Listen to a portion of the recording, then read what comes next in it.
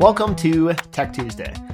ClassDojo is a great tech tool, not necessarily for instruction of curriculum, but as a way to make sure that students feel engaged, that they're being rewarded for participating, and to actively take control of their own learning. In this particular installment, we're going to talk a little bit about how to set up a class. In future installments, we'll talk about different ways to use it to engage students' social, emotional learning. The first thing I'll do is I will click New Class. Type in the class name. Here I'm using Staff 2324. For grade, I'll choose Other because I have a sample here. If I have a co-teacher, I can add them. I don't here. I can go ahead and add students one at a time, but chances are you already have a list of students from Aries. Here I have my staff list that Kristen has provided. I'll just copy and paste that. Put it into ClassDojo here. I'll import. And it'll ask me, do I want to switch those around? Yes, I do.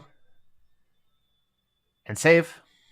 And then I've got all of my information there. I can also team up with families. I'll record a separate Tech Tuesday a little bit later showing you how to do that.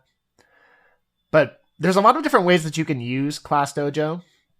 The way that I use it personally, more often than not, is to randomize students to make sure that everyone is participating. Get a different variety of voices in the class. I'll pull Derek right here if he's participating, and I can give feedback. I can actually add skills if I need to. I can also use this to tell areas where Derek can improve. So I've got a variety of different icons that I can choose.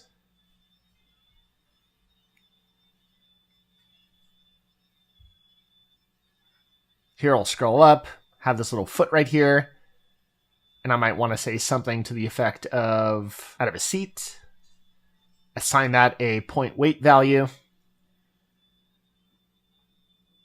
Or I can actually import from a different classroom. Here I have my period 1 class from a couple of years ago. I have my positive points here too.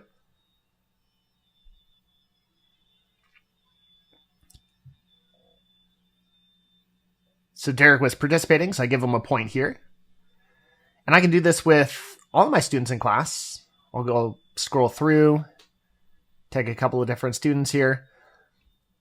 And what's great is I can actually use this and I can add notes. So I can kind of keep track of my students. And this is shared with parents. So parents are able to see how their students are doing. I can put that he was working hard on his study guide. This helps keep students accountable, but it also informs parents of how they're doing in class once they're connected to this. All of this is shared with parents via a weekly email or a text message as they sign up for that after they're invited. And we'll get into that a little bit more next week.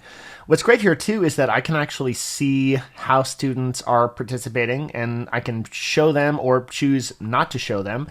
But I have all of this information available and I love to use this so you get a variety of different voices in the classroom, which is really great for making sure that students feel that their voices are being heard. Instead of just having those 1 or 2 students who are raising their hands, you're getting a variety of different students, your 35 to 40 students, to feel like they're all actively engaged in the conversation, that they're taking control of their own learning. Thank you for watching Tech Tuesday. If you have any questions or any ideas for a future topic that you'd like to be covered, let me know.